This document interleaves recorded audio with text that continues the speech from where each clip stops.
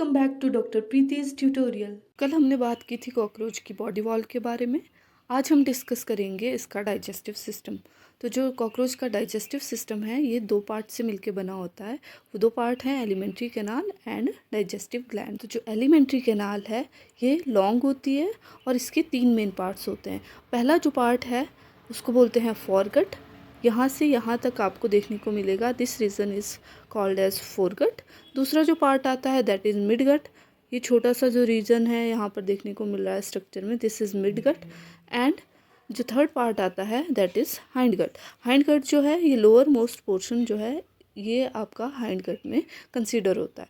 इसके अलावा digestive glands present होते हैं जिनमें सिलेवरी ग्लैंड्स और हिपेटिक सीके प्रेजेंट होते हैं। तो अब बात करते हैं एलिमेंट्री कैनाल की। और मैंने बोला कि एलिमेंट्री कैनाल जो है इट्स अ लॉन्ग स्ट्रक्चर और इसके तीन पार्ट हैं, फोरगट, मिडगट एंड हाइंडगट।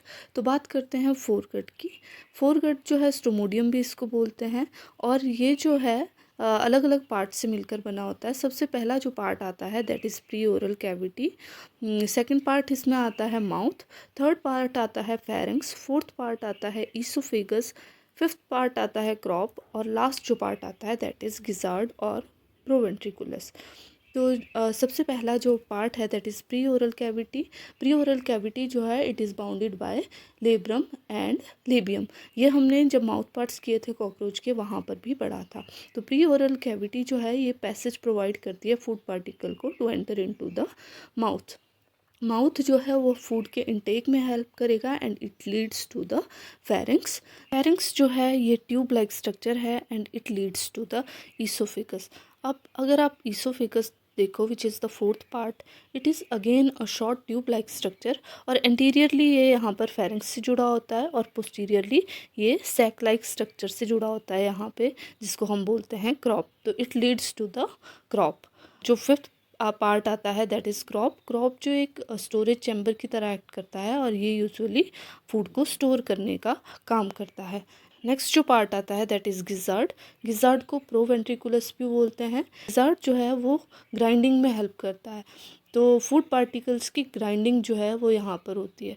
जो माउथ वाला सेक्शन है वहाँ पे देयर इज़ नो टीथ, वहाँ पर डेंड्राइट्स प्रेजेंट होते हैं। ये हमने पहले भी पढ़ा है, लेकिन वो डेंड्राइट्स क्या करते हैं, वो मेस्टिकेशन प्रॉपर नहीं कर पाते हैं। तो जो फूड पार्टिकल है उसकी जो कंप्लीट ग्राइंडिंग होती है वो यहाँ पर जो है गिजार्ड वाले पोर्शन में होती है।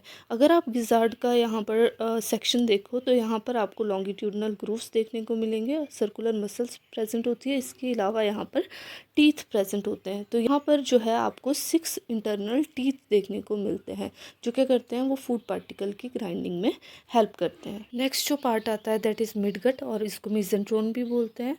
इसमें आपको दो पार्ट्स देखने को मिलेंगे, हिपेटिक सीके और पाइलोरिक वॉल्व। तो जो मिडगट वाला रीजन है ये क्या होता है, ये सिक्रीटरी और एब्जॉर्प्टिव इन फंक्शन होता है। तो अगर आप यहाँ देखो जो जंक्शन है आपका फोरगट और मिडगट का, यहाँ पर आपको 6 to 8 ट्यूबुलर स्ट्रक्चर देखने को मिलते हैं जिनको बोलते हैं हिपेटिक सीके।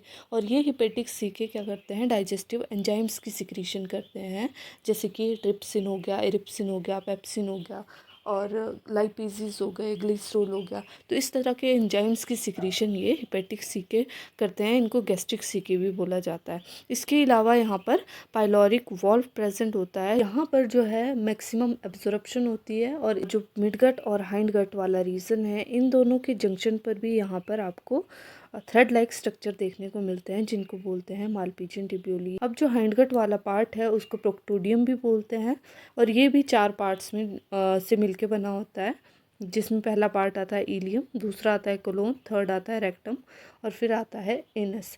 तो अगर आप स्ट्रक्चरली देखो तो जो फर्स्ट पार्ट है इलियम, ये short narrow tube like structure है और ये थिन वॉल्ड होता है। इसके अंदर जो है यहाँ पर लॉन्गिट्यूडनल फोल्ड्स प्रेजेंट होते हैं।